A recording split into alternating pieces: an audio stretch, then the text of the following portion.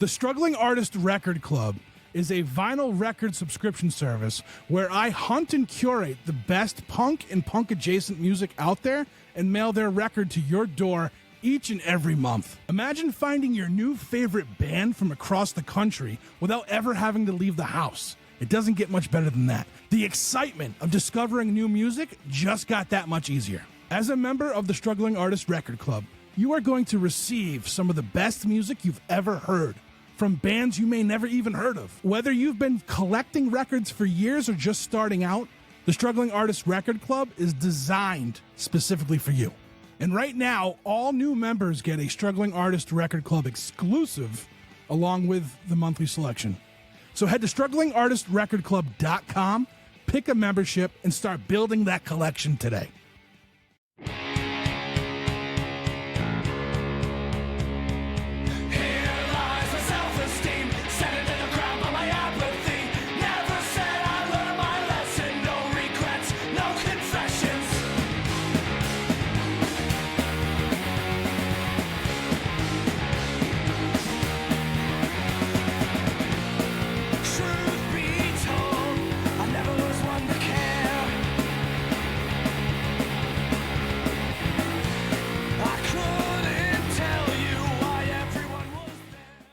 All right, well, welcome, Grace Givertz. Thank you so much for taking the time to talk with me today. And I thought what was cool is because you're in, like, the middle of what I would call, like, peak album cycle work. Like, it's been out for a while. You've been out there hustling, promoting the record, talking to people about it, doing lots of stuff. And so first, how's it going? It's going well. I think that I have been really lucky to be in a lot of rooms that have had a lot of wonderful people in them with this album. And I think that I am trying to remind myself that me 5 years ago would never believe where me now is. So I need to stay in the moment with that and feel happy about everything that has been happening.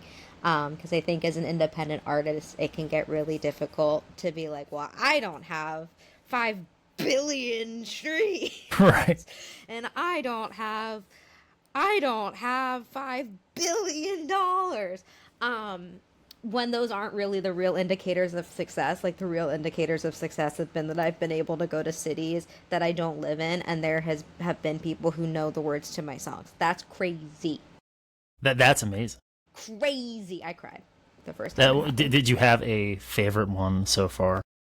Well, I think I was most surprised in Philly when someone knew my songs, and it was my old songs, and I was like, what do you mean? Because I was just very surprised, because like I kind of I expect if I see friends in like Rhode Island or in Maine, like, they're my buds. They're probably gonna remember my songs, and like, and now this was someone that is now a new bud, but they were not my bud. Well, what's interesting is it's like I was listening to I've like spent more time with the new record, but I went back and listened to the first one, and it's like there's so much ground you've covered in that time. Like, I don't want to say it feels like a different person, but in some ways, it sort of is. And I mean, I guess so. Moving to this new record, does it feel like you're in a whole new, like, emotional, personal songwriting, or really a songwriting place? Because it feels like the approach to songwriting is so much different. Like, this is a very you record that you've realized with this one. Yeah, that's a great question. I think I just finished, right before we got on this, I finished a new song, and I was thinking about that, where it's like, wow, I would have never written this song 10 years ago, because I thought it was such a niche subject, like nobody cares, like I sound like a crybaby, because it was a song about, I recently lost one of my pets. My pet lizard Pomelo, she passed away very suddenly, and so I wrote a song just about like pet grief and Pet Loss, and I'd always wanted to write a song like that, but I was like, no one's gonna, I'm gonna sound so stupid if I'm singing about my dead cat. And I was like, you know what? I don't care. And I think that's the same. I think it's just getting more and more every day. I'm like that, but with the approach of Midnight Feature, it kind of was when I first just started feeling like, you know what? I don't care if I'm very hyper specific about details in these songs. I don't care if they make people uncomfortable. This is my story, and there's nothing incriminating. I think that I think right when I was putting the songs together for Midnight Feature, I really just started to feel like, you know what? I don't care about being cryptic about it. Here's the street address. Like, Right. Well, yeah, that's where I'm at. I made a little note about that because we have a lot of streets mentioned, name dropped in this record. Yes. And what's nice about listening to another local artist is be like, oh, I know the streets, or I know most of the streets. Some streets could exist in any major city. Most streets exist in major cities, but there's a few when you check them that you're like, oh, I know where that place is. And I think the hyper specific thing is interesting because it feels like you're making the work more closed off, but I feel like people connect with that stronger because it gets like when I'm listening to music and there's such a direct reference to like something, I'm like, oh wow, that's real. Like that's life. That is like how it is. Like that could be you. And so it makes like the personal universal, and which is a very weird thing to try to do because I've noticed if you try to be too universal with a song, you really don't get anywhere. Like you don't get very far. You're not being like vulnerable with it, I guess, becomes the thing. Exactly. And so with this record, one thing I love about it is it seems like it's built very intentionally, or at least it is structured and sequenced like really skillfully because it's Midnight Feature. It feels like going to a movie. And I sort of have a working theory of it in my mind because you have like an opening salvo that feels like opening credits. You open with the strings that feels like okay, and then I love hearing that it worked. projects sort of like what the tone and what to forecast for like the coming songs, and then it closes. But my hot take, and you can tell me if I'm wrong about this, is ready. Closes on Midnight Feature as like the closer, and America sort of recontextualizes almost everything else in like a grander context. Because up until that point, it's like all sort of personal or interior songs. Like it's dealing a lot with the interior. And then I thought it was really nice, skillful stroke to bring it like to then seat it in this like more global, more outward focused like lens. And so I guess that was a lot of me yapping about. No, but you were right, and I love that I did not plant that idea in your head with anything other than the songs and their structure. Like that makes me so happy that you didn't, that it worked. But I wanted it to feel like a story, and very much so like you were going through different scenes in the movie, and there was the climax, which I think is bruxism. Personally, it's my magnum opus. I'll never shut up about that song. And then it peaks, and it has peaks and valleys, and so I think it really does follow a true narrative. And then I put America in at the end because I really I didn't want to put it as like a deluxe or like right, yeah. B-side, but I no really, Taylor Swift treatment. Exactly. No, there wasn't going to be an America Grace's version, but if there was, it'd be much better than this current America. Anyway, that's beside the point. I really wanted to put that song on there just because I love that song and it means so much to me, and I wrote it during the first Trump administration and never thought that I'd be putting an album out during the second. And so it felt like I couldn't put out something without being kind of conscious of my surroundings, because I think it's really easy as an artist to be like, no, we need to focus on the art. We need to really make sure that we're talking about like the whole universe we've created. And it's like, no, I want to write music that can exist, they can coexist. And I really wanted to provide that juxtaposition that like, okay, my world can feel like it's ending because I'm going through a devastating heartbreak and friend breakup and chronic illness and all of this stuff. But at the same time, bigger, quote unquote, bigger and more universal systemic issues can exist.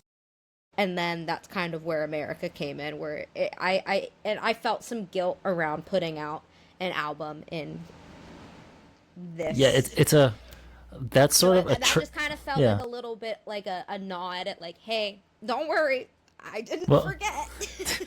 Well, I think it works really well, like in the context of the record and what it does. Like even musically, it's much more like away from like the Grace cinematic universe of like the previous songs. I like the GCU. Yeah, the GCU. You can the GCU. Keep that. I'll give you credits on it. Thanks. But I think like what's tricky is I notice a lot of artists feel a sense of obligation to pursue certain subjects, but they lack the depth of something to really get anywhere effective. And that's not true of everything. Like, and I'm not saying people shouldn't do that, but it's not uncommon that I like listen to artists that seem like they're doing bumper sticker politics. Yes. You know, yes. and like that doesn't really help. And usually anytime we have like a flashpoint moment in American culture, which there have been a lot, and then amplified with like our social media landscape, I find that people really feel like they have to say something to be seen as saying something and for no other reason. Yeah. If that makes sense. It can get very performative, and I think that as a disabled Black Jewish woman living in the United States of America, I myself am just a walking like topic. And it's just like there's every little piece of me is something that you hit every gnawed at. And I don't know how to approach anything from something other than lived experience, but I do think that people without that lived experience still have an obligation to talk about it. Like I'm not a person who thinks that just because you haven't experienced it doesn't mean that you shouldn't still fight for it. For example, Midnight Feature exclusively features marginalized artists, so BIPOC, LGBTQ plus, and or disabled artists, because I really just wanted to make sure that the voices that I know are in folk music that are being silenced and being quieted so that white people can sing about our problems, kind of to your point, need to be heard. So it's like I don't know what it's like to live life as a trans person, but I am gonna do my darndest to make sure that the life that they live is good, because it's just basic human rights. And I'm not gonna sing a song about something that I haven't experienced because it doesn't feel authentic, it doesn't feel true, it feels like you said, bumper sticker politics. But I'm going to give a voice to a trans artist 150%. And so I think that people sometimes think they have to speak on things that they don't have the experience or the place to speak on, just to speak about it, to make sure that they are seen as they care. And like, I do care. And it's like, okay, good, I'm glad you care. But what if you just pass the mic? Right. And it ends up like eating a lot of oxygen. Yeah. Rather than being like, I don't know. Here's someone who is experiencing it, and this is how they told me I can show up. Right. And I think what I love, and like what I think is nice that ties it all together, is like the way you've like arranged working with collaborators in a specific way gives the whole thing like political momentum. I wish it wasn't like a political issue, but it makes me think that like it's not just music that is political. It's sort of like how artists move, you know. And I think that's almost like more important. Like there was a band that my partner really loves that sings like exclusively like breakup songs, like melodic pop punk breakup songs, but the way they treat their project and the way they like move in certain spaces is like political action. And at a certain point you can't like do that for everything. You can't be like, well, me writing my songs and going out playing is the same as political action, but it is a political statement, you know, in and of itself. The existence of the art and the spaces in which the art lives, I think, is really important. And it led me to a weird thought, is that you play a lot of different spaces, a wide variety of spaces, crossing a lot of different communities. Like you play in what I would call like, I don't want to call it the folk establishment because I feel like that is rude. It's an establishment. But there is a folk establishment, yes, that embraces your music. But there's also like a DIY culture that thrives, like in New England, that's embraced your music. So like, do you ever get like whiplash or weird experiences that you wouldn't expect from like different places? Because I think sometimes you expect something from one and it's not.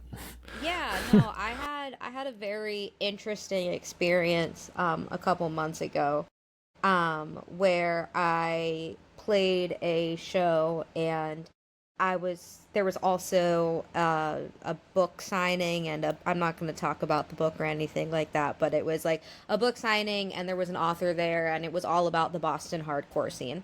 And it was very respected person, was very kind, but they had their book talk, I don't know what it's called. They had that right before I played, and so they were signing books during my set. And it was just very jarring to me to see that the whole community of people who were like, we love what you've done for Boston DIY, we love DIY, we love respecting small artists, were literally scream talking over my set. And so that was I was very surprised. I was genuinely shocked that that crowd of people was so disrespectful to what they were just saying that they revere and they hold up as like the most important thing, which is listening to artists. So that was, I think that was the most recent experience. I have plenty of stories of being the only black person in a room playing to a bunch of old white people.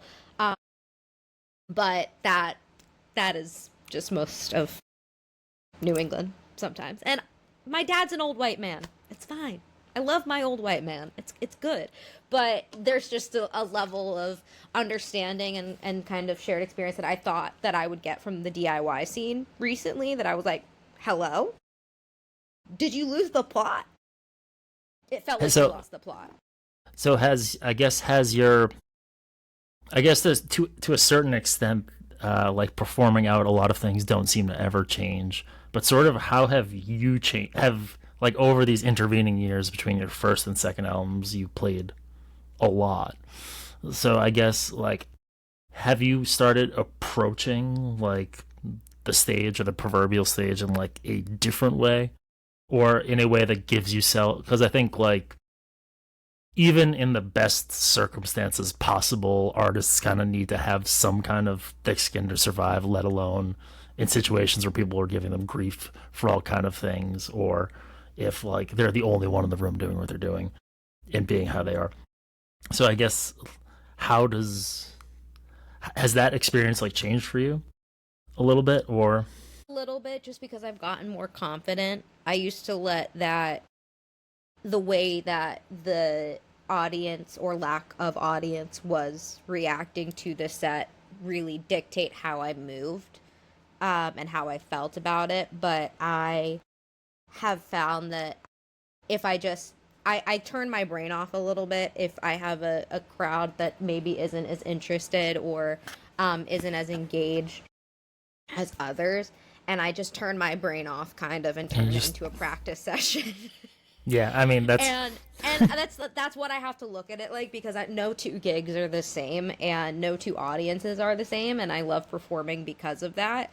But I try not to put so much pressure on a room that just yeah. Sometimes doesn't enjoy me. it's not gonna Yeah. connect.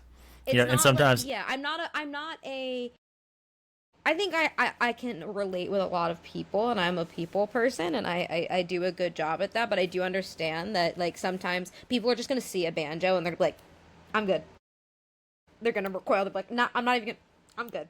see. I feel And like so, I've seen yeah. the opposite experience, but no, go. Sorry, I cut you off. Go ahead. See, but see, here's the thing, right? I feel like a lot of time when I'm playing out, just my experience of being a woman playing the banjo, even people look at it and they're like, oh, she probably can't play that. Or even with guitar, they're like, she probably can't play that. And it's like, no, better than a lot of the guys who were playing yesterday. So I think that people don't think it's as cool as you think they would. Well, As an invitation to, oh wow, what is this? They're like, oh, I see a banjo, I don't like country music. And maybe that's also coming from a sense of the racism that has been exploited and profited off of in country and folk and Americana music in general. That I know so many people of color who just grew up not liking or not feeling like they could like country music or folk music or roots music, because it is always associated with or it has in the past been associated with the South and racism and slave, and so it goes back to all of this generational trauma to the people it's hard sometimes to reach my ideal audience, because sometimes people see banjo as a weapon, not knowing that it's ours and that it was ours to start with, and it is and yours it will now. always be ours. And so I'm like, wait. Yeah, because sometimes I notice when people see anything other than a guitar, it's sometimes their impression of the performance gets reduced to just like the novelty of the Yeah. thing rather than like the listening experience. Yeah. And so, was banjo your first instrument? No, guitar. Well, voice was, but guitar was my first instrument. And then So I when got a banjo when I was 16, on my 16th birthday in a Ruby Tuesdays.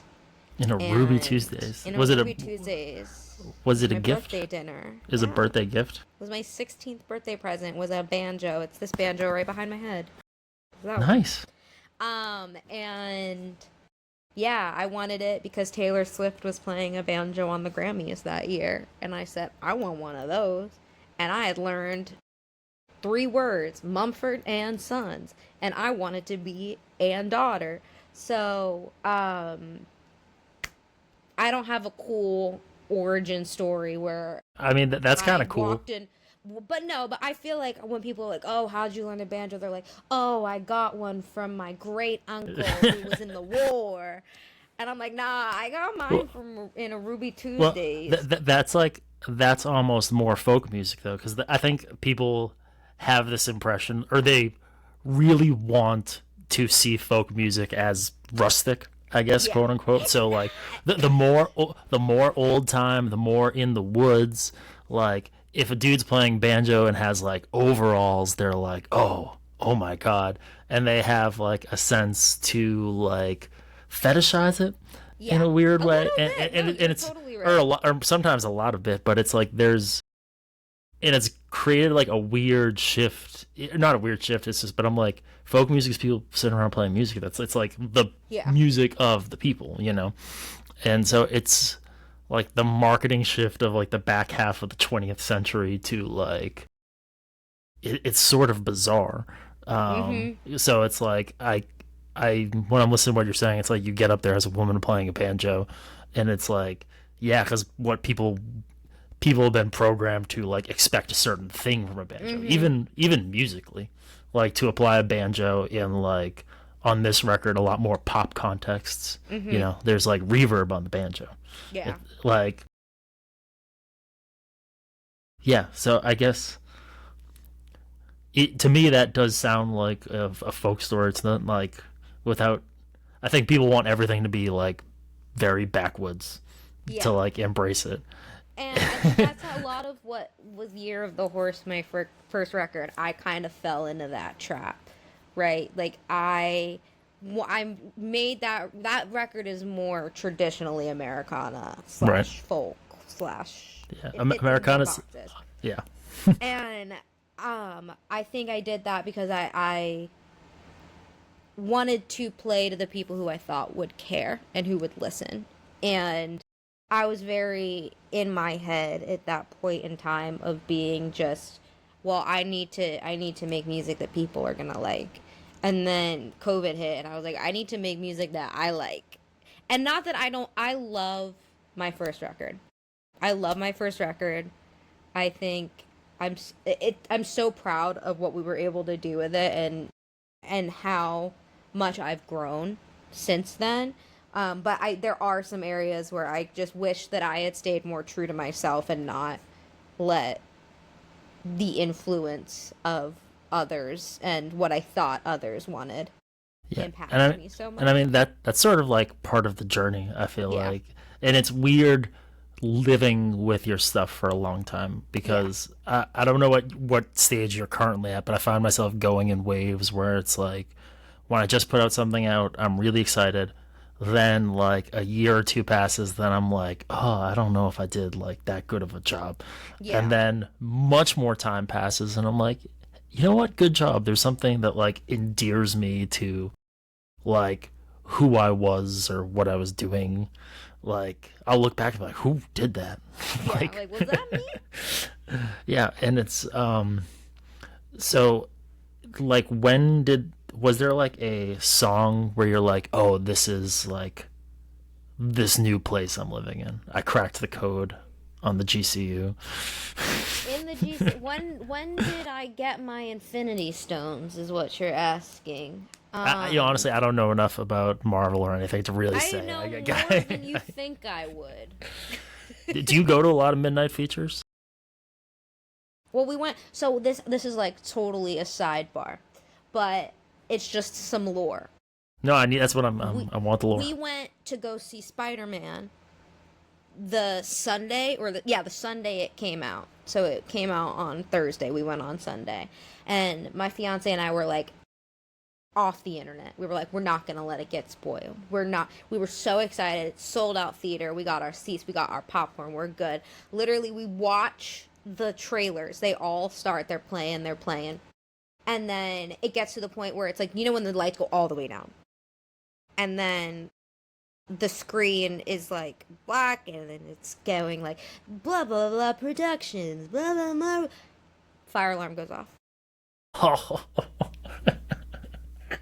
And I sat there for a minute because I was like, I'm not leaving. so it's gonna go off. It's gonna turn. No, they're like, please evacuate. So we stood outside for like an hour, and we're like, maybe they'll let us back in.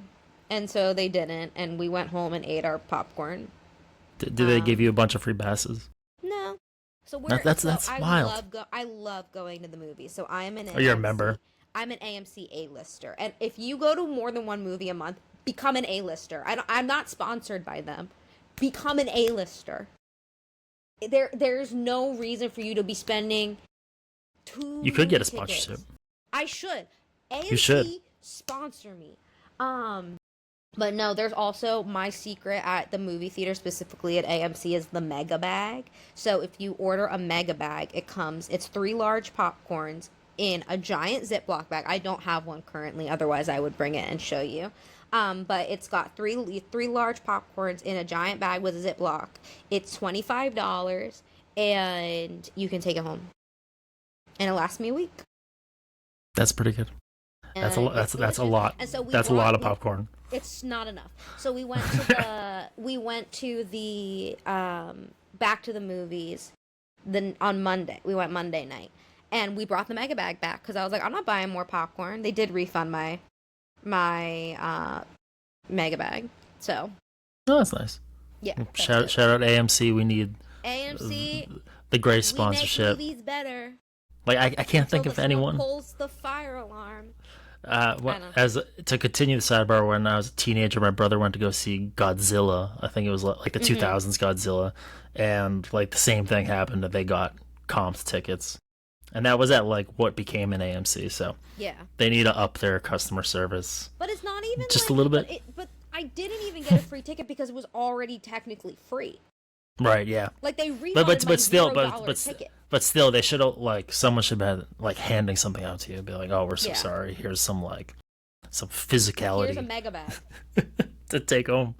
But yeah, so sorry, I don't think we ever got to it. What is the Infinity Stones? Well, the Infinity Stones is when Or the stone, yeah, like and the actual song. I thought you no, were no, yeah, asking me sorry, no, no, I won't make you, I won't make you explain. I won't make you explain Marvel to me. Okay, no, I think the song that I was like, oh, I'm on to something, was probably Pennies and Fishes, because it was the first song that I wrote after, I finished recording Midnight Feature and releasing Midnight Feature. It was Pennies and Fishes, and I think that song I was like, I like that. And then I really wrote the majority of this stuff during lockdown, because I had nothing else to do and I lived by myself. I had nothing else to do but fester.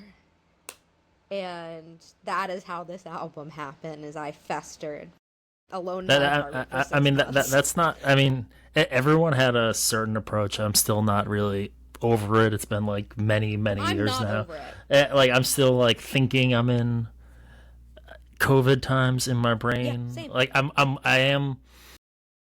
Yeah, I didn't get a lot of work done in that time, sort of because I felt no pressure to work. I was just like, I guess this is my life. Every day is the same. I have nothing. I don't need to express myself. The world just exists, and I can just live in it. And so in a weird way, I was sort of more at peace then than I am now, where I'm like doing lots of things. But so you wrote these songs, like, and now they're coming out in 2026. And what I'm curious about is like, at what point did you make a decision to like execute them in this way, like with the arrangements that are on the record? Because it is such a jump from the Americana of the first record. I mean, not that there's not a through line, but there is a lot more unique sounds and intentionality, like in the design, like the sound design. Yeah, thank you. We started recording it in 2023. And it took a year to finish recording it. Because I mean, that's not bad. No, I mean, like, but I see all these people and they're like, yeah, I went in the studio for a week and we finished. And I'm like, what? That's a dream. It's a dream. Yeah. I have a full-time job. That is not music, unfortunately. And so it took us a year, and then I sat on it for 2 years because I wanted a label to put it out so bad. I was shopping. I had my shopping cart.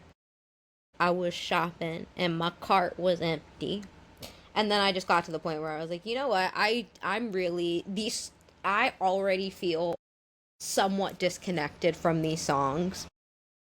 If I wait any longer, there's no way that I'm going to be able to sing them or talk about them with any conviction because they're so old. That's how I was starting to feel. I was just feeling very like, and now that they're out and I'm singing them all the time, I love these songs. I think they're some of my best work, but I was starting to get in my head really about it. So I just put it out. Yeah, I mean, because like when you're the only one hearing it, like it gets to be, or you and a limited number of people are hearing it, you're like, oh, cool. Then you're like, oh, is it? Is this? Yeah, exactly. Is this it? Then you're like, there's no like response at all. So it can be sitting with something is extremely difficult. I find, especially like when you've invested a lot of yourself, and very often a lot of your cash, like doing a project, and then like when it's out, like you can feel some sort of. I was talking to someone who said when they release an album, it's the most terrible feeling because now they need to work on the next thing. Yeah. And so I guess, are you someone who makes like designs on your records? You're like, I'm moving like in this direction. I want to make a record that has this kind of thing. Like, No, I think I just go through periods like it's happening to me again now where I didn't write a song for 2 years while I was sitting on Midnight Feature. I felt constipated. I was like, I can't get anything out. This is all I can think about. And so now that it's out and in the world, I've been writing more and it's felt very nice. And I kind of feel like I have a vision of what I'm doing and what I'm trying to say, because all of the songs, they're different, but they go together. So I'm like, they oh, do. could they live together in Well, an album? But no, I don't have that many yet. But well, I finally feel like I can write again. no, I mean that's like a place to. that's like a huge thing, because it's like, I think when you're not enjoying the writing, it very often gets like reflected in the songs. Mm-hmm. Like when someone really enjoyed writing a song and they really enjoy playing it, like it usually shows. Yeah, It is another art to capturing that effectively, like for a record per se. But like sometimes you really, so I guess here's a question from a technical songwriting record or technical songwriting perspective. Like, have you written songs that like don't work, and do you know when to let go though? Like, because I guess sometimes I get stuff where I'm like, this is almost good, like, and I'm trying to convince myself it's good, but the better thing is to let it go because I know it's not there. Like, I've had so many ideas that I want to work that just, for one reason or another, like there's something in there, but they don't cross the finish line. Yeah, I have a bunch of notes in my phone that literally just end mid-sentence because I'm like, I'm done. It's like you got 2 verses or like a chorus and then it just ends mid-sentence, and I'm like, but it's nice sometimes when I'm on the airplane and I don't have Wi-Fi, and I forgot to download something from Apple Music, I will go through my old voice memos and I'll be like, sometimes it's like looking for stuff that you're like, did I write something? Like maybe didn't like it then and I like it now. And I found a couple of songs that I'm like, I forgot I wrote that. I think I know how I can finish it. And it's like I have a 10-year-old song that is sitting there. And I'm like, I think I know what I can do with this now. So it's cool to be able to kind of have that conversation with your past self too, and I never throw them away entirely where I can't retrieve them. They just go in the. Well, they go. So, do you do a lot of editing? Like, in terms of, well, I guess there's 2 ways I would consider editing. One is like splicing stuff together, like in terms of like ideas. In the past, but I feel like more recently I have been. It's not something that I'd done before. I really wrote songs in I'm sitting here, I'm playing, I'm writing. And it wasn't oh, well, let me go pull this. Oh, I said this once. And so I didn't do that before, but with my rheumatoid arthritis diagnosis and not being able to play the instruments in the way that I used to and not be able to play for as long as I used to, I find that I have had to get creative and figure out ways to write that don't include using my hands.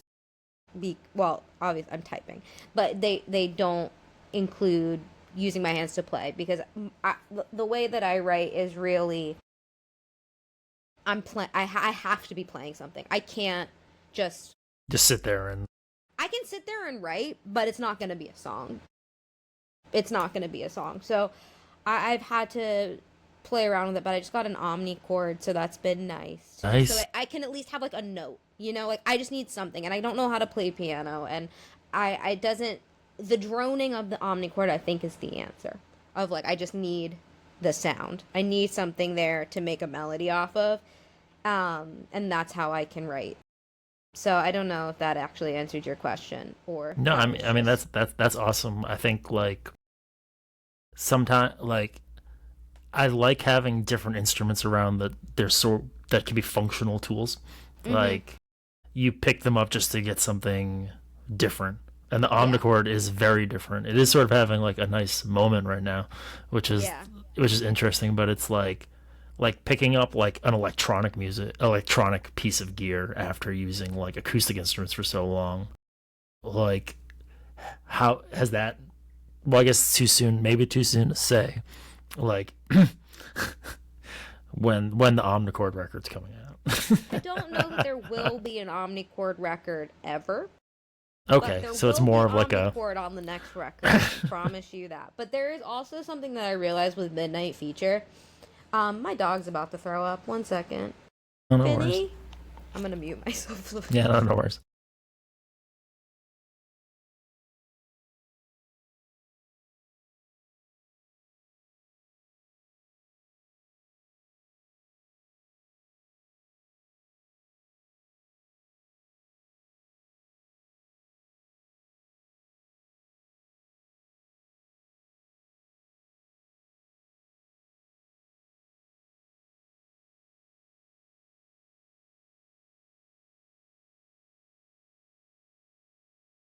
It was bile. Uh, how's he doing? Because he got He's his fine. teeth removed, right? Oh my god, he took all my dog's teeth. How's Toothless he? is his new Is he? name. Is he adjusting? Tomorrow he can eat dry food again and hard food. So that's when we'll really know. He's really been loving. I've been calling them. Hold on, I have to make sure he's not gonna go eat his stuff. No. What? Finny.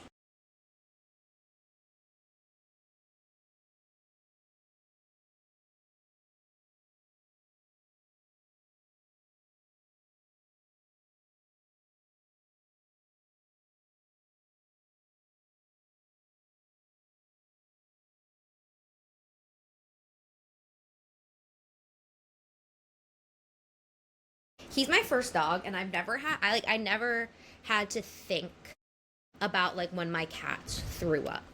Like I would clean it up. Yeah, they just But do like, if it. I was in the middle of some, this is disgusting. But if I was in the middle of something, I could just leave it there and get Right, it in yeah. a minute. But I have to pick it up, or he's gonna eat it. Yeah, I mean, I'm a dog dad now, which I never thought would happen. Um, and like I lived with dogs growing up, but I never really had like my own pet of any kind. Mm-hmm. And so now, at first, I was very whatever about it. I was like not really that interested in having a pet, and now It changes you. I am that guy. Yeah, I mean, and look at it. I saw a dog hanging out of a postal truck window today. So the post officer just drives around. Post officer, is that what it is? Just drives I like around with his that. dog all day, and the dog just hangs out the window and is very That sounds very like a good well life. behaved. Yeah, That sounds and like a very good life. and I mean, yeah, may we all hope to be the government dog. Get that government dog cheese. Yeah. No. Write a song about it. But yeah, like one thing I was curious about is you haven't always lived in Boston. You're like 10 years in Boston now. And you're from Florida originally, right? And so Don't say it like no, you can say it like that. That's how sorry, I say it. it's No, listen, I I recoil I have when I nothing say it. against people from Florida, but being in Florida for me is very generally unpleasant experience. I agree. Like it's a strange place. Like one defense of it I've heard is that someone's like, "Oh, Florida might be like the weirdest place in the world," and I'm like, I'll accept that argument. You know, like Agree. I like agree. you get lizards falling out of trees, all kinds of weird things. But so so you move up to Boston 10 years ago, and like when did you have designs on like playing out immediately, or like when did that Yeah, kind of I start was for like, you? I'm gonna play whenever I'm gonna go all over the place, and I was just emailing people, and I was like, hi. And the first people to take a chance on me were the Somerville Arts Council, and I love them very much. And I still work with them to this day because they're incredible. And I sent them my YouTube videos, and they were like, yeah, chill, you want to play this set? I said, yeah. And so that opened every door for me. Nice. And I had a lot of friends that went to Berkeley, so I've been around musicians and the scene. So it didn't take you long to like jump in. No, I'm persistent. I know. I'm like a cockroach. You can't kill me.